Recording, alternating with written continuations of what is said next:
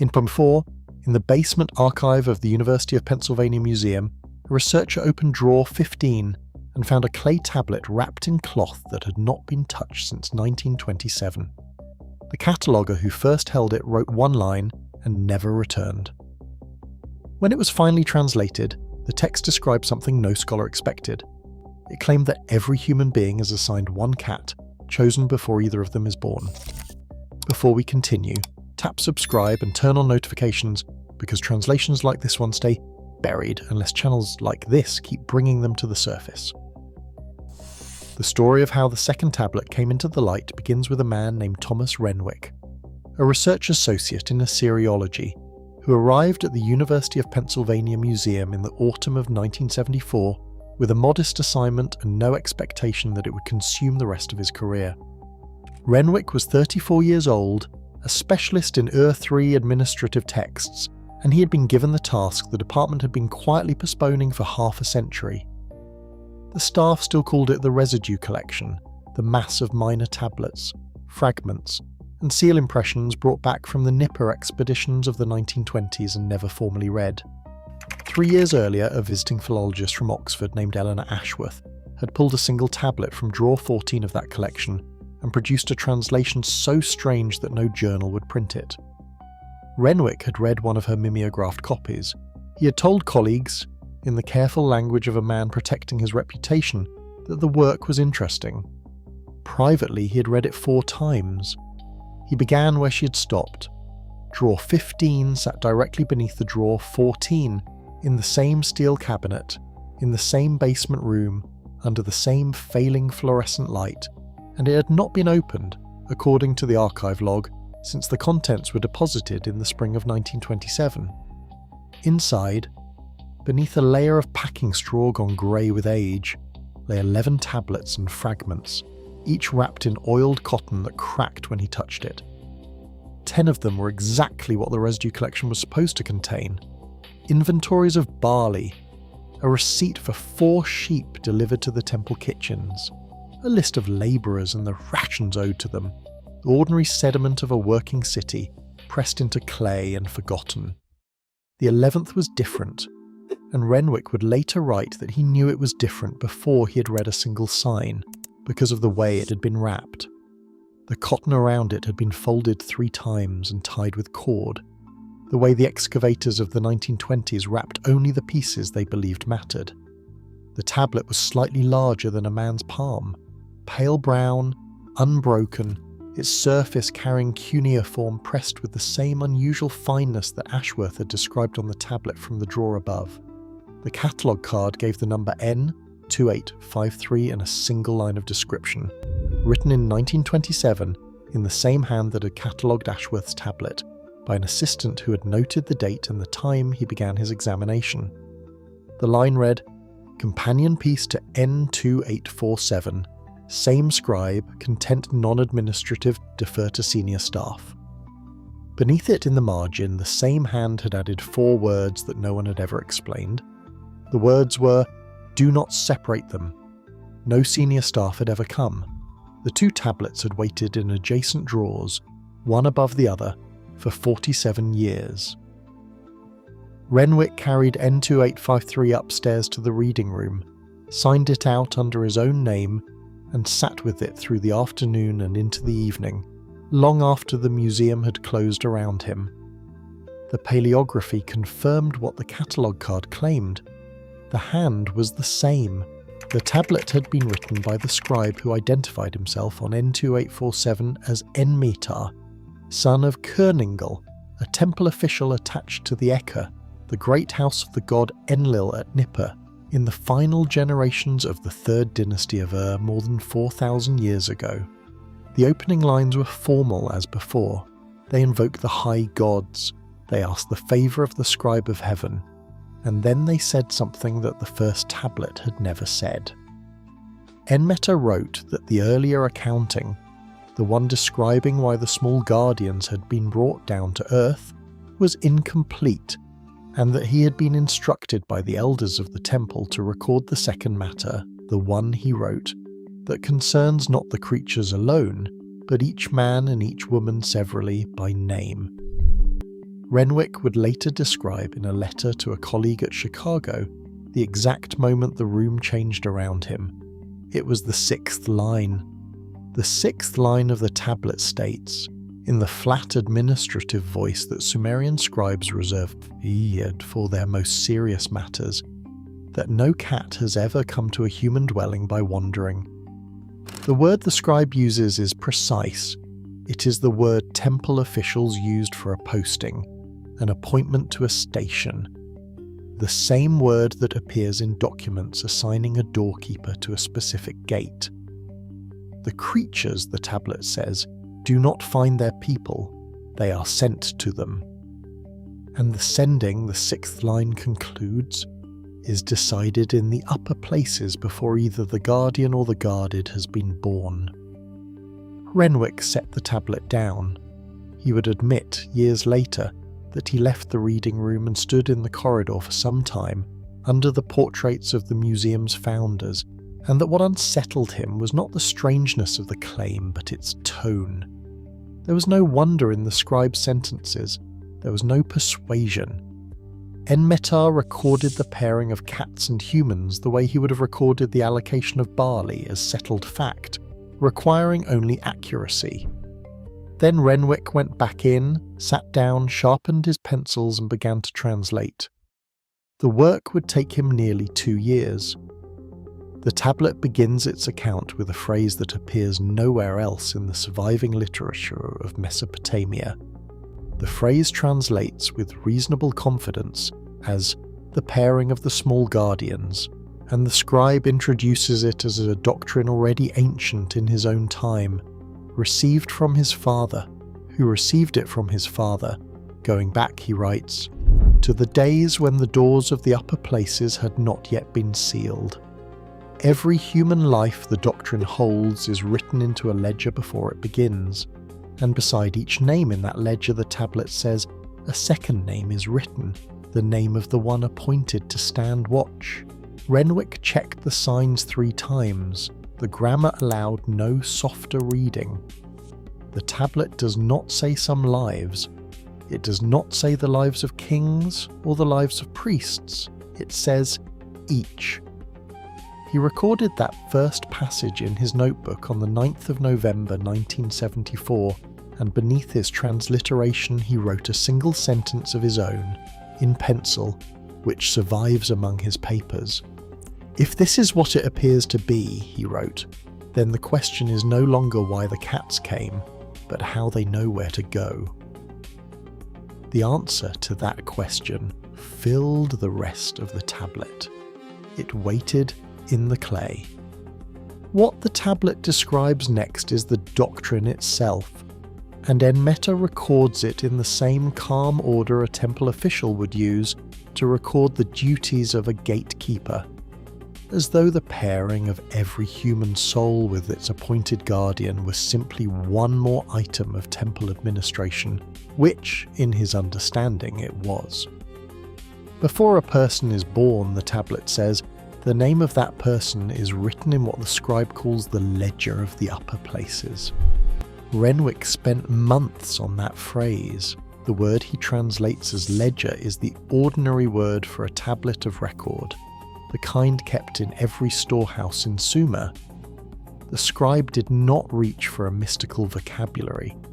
He used the language of accounting, and the effect, Renwick wrote, was more unsettling than any mystical language could have been.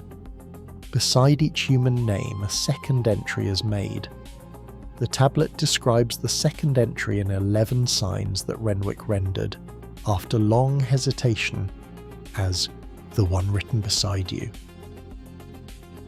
That term became the centre of his difficulties, just as the word mashhadub had been the centre of Ashworth's. The common Sumerian word for the domestic cat in the marketplace and the household was shur. The first tablet had already revealed a second word, a ceremonial word, used only in the temple when speaking of the creature's original purpose. But this tablet uses a third term, and it uses it only when speaking of a specific cat in relation to a specific person. Not the cat, your cat, the one written beside you.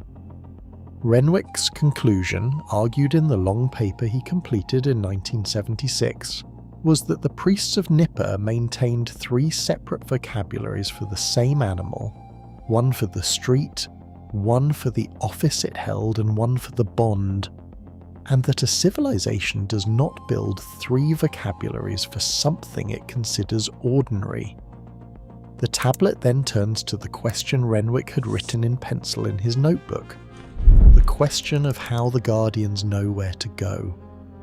The answer occupies the longest unbroken passage on the tablet, and it begins with the sentence that has been quoted in every private copy of the translation that has circulated since. The sentence reads, "The Guardian is not sent at the birth, but at the breaking." Renwick circled the final sign and wrote one word beside it. The word was when. According to the scribe, the appointed creature does not simply appear when its person enters the world. It is held back. It waits, the tablet says, in the care of others, in the alleys and the granaries and the households of strangers, sometimes for years, living what appears to be an ordinary life. And it is released to its person at a moment the tablet names with terrible precision. The moment when the thread of that person's life is pulled thinnest. The breaking. The dark season. The hour. The scribe writes, when the inner light gutters and the unhoused gather close to watch it fail. This, the tablet says, is why the encounters never look like appointments. They look like accidents. A thin stray appears on a doorstep in the coldest week of the winter, in the very month the household is grieving, and the family that takes it in believes the timing is chance. A person walks into a market where animals are sold, intending nothing in the worst year of their life, and one creature among the many turns and holds their gaze and will not release it. A cat is found beneath a cart or beside a wall or at the edge of a field, always by the one person who needed finding themselves. The tablet lists these scenes, or scenes so like them that Renwick said the recognition raised the hair on his arms in the unhurried voice of a scribe recording deliveries of grain. Men believe they choose their cats, Enmeta writes. The tablet says the choosing was done long before, and not by them. There is a detail buried in this passage that Renwick nearly passed over, and that he later called the most important line on the tablet. The scribe records that the Guardian, upon release, is drawn to its person not by scent and not by sight, but by something the tablet calls the sound of the name beneath the name. Every person in the doctrine of the priests carries a second name, never spoken aloud, written only in the ledger of the upper places. The cat, the tablet says, hears it. Across any distance, through any wall, in any crowd, the appointed creature hears the name beneath the name of its own person and moves toward it patiently, sometimes over great lengths of time, until it arrives. We will return to that detail because it matters more than it sounds. The passage closes with the rule that governs the whole arrangement, and the rule explains something every cat owner has seen and few have ever been able to account for. Once the Guardian reaches its person, the tablet says, the assignment binds in both directions. The creature will accept food from others, and shelter from others, and even affection from others, but its watch belongs to one name only. The scribe states it without ornament. It will sit among many, he writes, and guard one. Renwick, who did not own a cat in 1974, wrote in the margin of his draft that this claim, at least, could be tested by simple observation. By 1976 he had adopted 2. His colleagues noticed that he stopped calling the claim untestable. The final lines of this portion of the tablet carry a warning, and the warning is the reason, Renwick believed, that the tablet was sealed in a jar rather than stored in the open archive of the temple. The signs of the pairing, Enmeta writes, were once taught openly. children were taught to recognize the arrival of the one written beside them, to honor it, to speak the old words of receiving when it crossed their threshold for the first time. But already in his own day, the scribe records, the teaching had begun to fail. The words of receiving were being forgotten, the arrivals were being called luck, and a generation was rising, he writes, that will feed the guardian and never once ask why it came. The elders had therefore ordered the doctrine written down and sealed, not for their own time, but for a later one. For a people, scribe writes, who would find the tablet when the forgetting was complete. Renwick read that line in the winter of 1975, alone in the reading room, and understood that the scribe was describing him. The heart of the tablet, the passage that Renwick said he translated with his door locked, is the sequence in which the scribe records the 5 signs by which an appointed guardian may be recognized. Enmetar writes them in order, in the calm, administrative voice Sumerian scribes used for all serious matters, as though he were listing the qualifications of a temple official. In a sense, the tablet would say that is exactly what he was doing. The signs were once taught to children, he writes, so that no household would fail to recognize an arrival. He sets them down now, he writes, so that they will not be lost. Renwick numbered them in his translation exactly as they appear in the clay. The first sign is the exclusive regard. The appointed creature, the tablet says, will live among many people and belong to one. It will accept the household, tolerate the household, even show the household a mild and distant courtesy. But its attention will orbit a single person the way the moon orbits the earth, without explanation and without exception. It will choose that person's chair, that person's room, that person's side of the bed. When that person leaves the dwelling, the tablet says, the creature will station itself where the door can be seen, and it will wait. And its waiting is not longing, it is duty. Anyone who has ever visited a house and been told with an apologetic laugh that the cat only likes one member of the family has seen the first sign and called it personality. The tablet says it is the posting honoured to the letter. The second sign is the arrival in the dark season. The scribe returns here to the rule of the breaking, and he is specific in a way that unsettled Renwick more with each reading. The guardian, he writes, comes when it is needed, and not before, and therefore the arrival itself is the message. Count back, the tablet says, to the season in which the creature entered your dwelling, and you will find grief or sickness, or the failure of some great hope, standing in the doorway of that same season. The stray that appeared the winter a marriage ended. The kitten brought home on an impulse no one could later explain the month a diagnosis came. The cat found crying at a door 3 days after a funeral. The tablet lists arrivals like these in the voice of a clerk confirming deliveries, and it says of them in a line Renwick underlined twice, the guardian does not come to the feast, it comes to the wound. The third sign is the reading of the inner weather.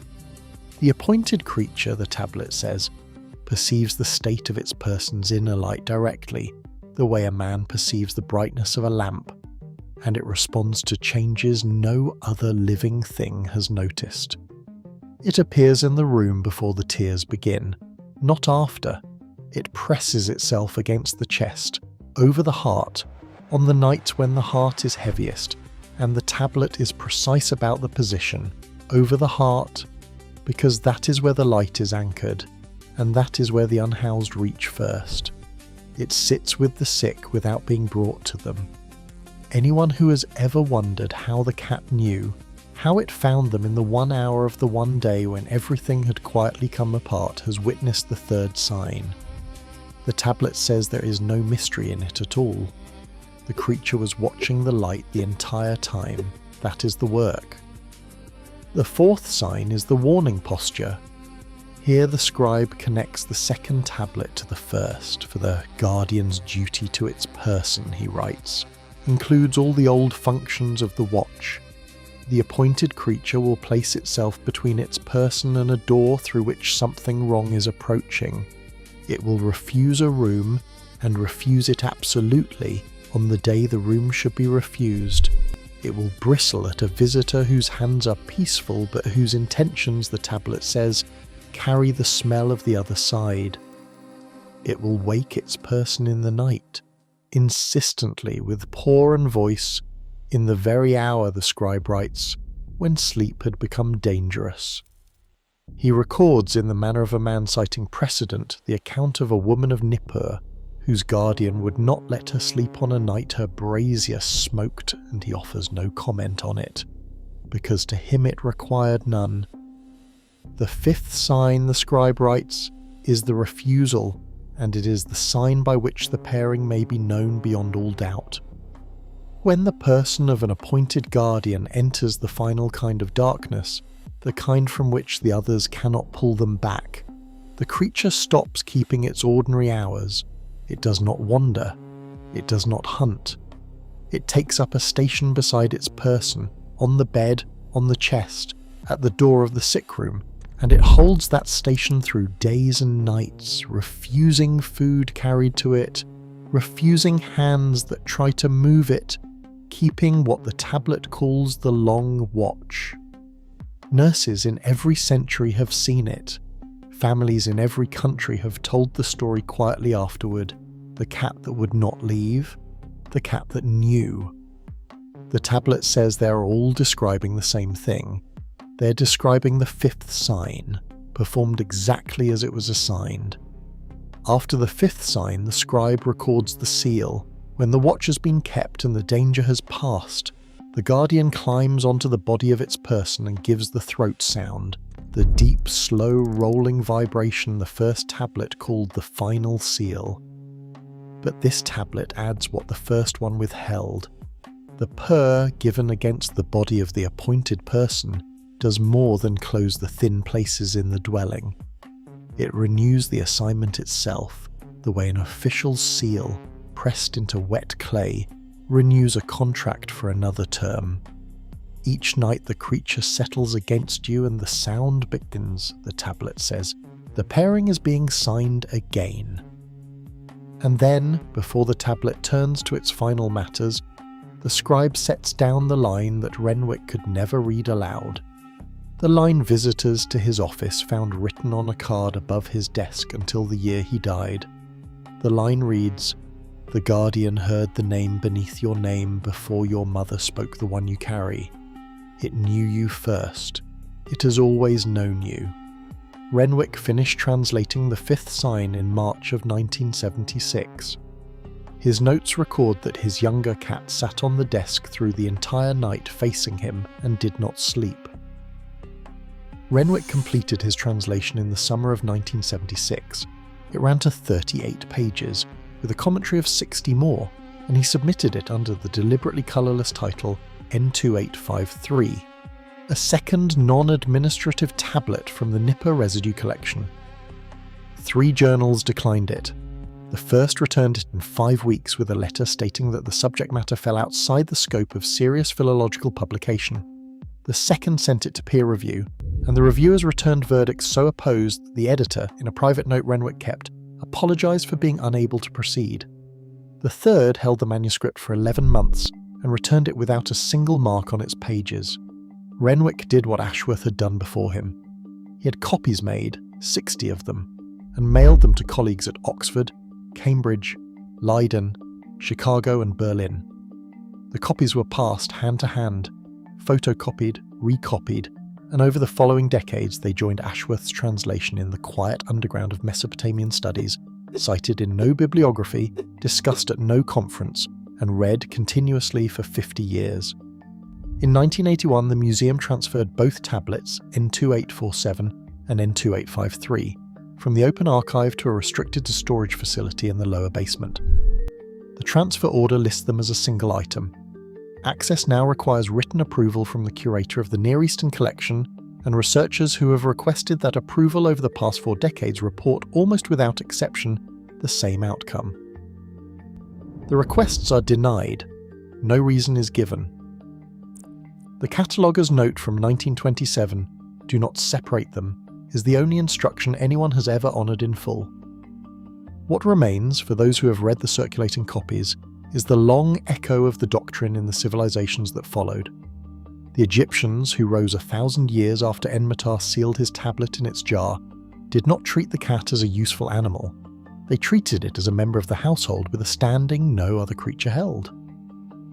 The goddess Bastet guarded the home, the mother, the sleeping child. When a household cat died, the family shaved their eyebrows and mourned it as kin, and the cat was wrapped and buried with the care given to a person. Historians explain this reverence as gratitude, granaries protected, vermin controlled. The tablet would offer a different explanation. It would say the Egyptians still remembered, dimly, what the pairing was. They did not know the ledger or the name beneath the name, but they knew that the animal in their house had come for someone, and they honoured the arrangement without being able to recite its terms. They did not invent the reverence. They inherited it, already old, already fading. And it faded further. Rome kept cats and forgot why. Medieval Europe inverted the memory entirely, recasting the guardian as the familiar of witches, and the behaviours the tablets describe as the signs of the watch, the fixed stare, the night alarms, the refusal to leave a chosen person, became evidence for the accusation. The tablet, had anyone been able to read it then, would have said that Europe spent those centuries executing its own centuries at the door. If we accept Renwick's translation even provisionally, even for the length of this recording, then the familiar story of how your cat came to you must be turned over and read from the other side. You did not rescue it, it reported. You did not choose it from the litter, the shelter, the doorstep. It had been moving toward you, the tablet would say, from the day it was weaned, following a name you have never heard spoken. The shelter was not a place of chance, it was a staging post. The cold night it appeared at your door was not weather, it was timing. Every element of the encounter that you remember as accident, the tablet reads as arrival, and it records that the Guardians have never once, in 4,000 years, missed an appointment. Consider then what the signs look like from inside a life. The cat that ignores your guests and sits only with you is keeping the first sign. The cat that entered your world in the exact season your world was breaking is keeping the second. The one that appears beside you before the tears come, that presses itself over your heart on the worst nights, is keeping the third. The one that stands bristling between you and a door, that wakes you insistently in the dark for no reason you can find, is keeping the fourth. And the one that would not leave the bedside, the one the family still talks about in a lowered voice, kept the fifth, and kept it to the end. The tablet does not ask you to believe any of this. The scribe was not writing persuasion, he was writing a record for a people he knew would need it in a time he knew would come. Enmetar closes the tablet by addressing the people directly. The words of receiving are lost, he writes, and cannot be restored, but the Guardians do not require them. The work is in their nature and cannot be removed from them by the forgetfulness of men. They will keep the postings whether or not the postings are honoured. They will find the ones written beside them whether or not those ones ever learn they were found. And in the final legible line, pressed with the same fine, reverent hand as the first, he writes this: "You were never given a cat, you were given back to it." Renwick died in 2019. His 2 cats had preceded him, and their successors, his colleagues noted, were with him at the end, on the bed, keeping their hours. The tablets still sit together in their restricted drawer in Philadelphia, one above the other, and the request to see them are still denied. And the cats go on. They found us. They stay. They watch. They refuse to leave. Whatever you believe about the ledger, the pairing, or the name beneath the name, there is one thing you can do tonight that requires no belief at all. Remember how your cat came to you. Remember the month, the year, the season of your life. Remember who found whom, and how unlikely it was, and how certain it felt. And ask yourself honestly whether that meeting was an accident, or whether something small and patient had been walking toward you for a very long time, following a sound only it could hear. The scribe of Nippur recorded his answer 4,000 years ago, in the calm voice of a man whose only obligation was to the truth. The guardians knew us before we were named, and that is why they look at us the way they do.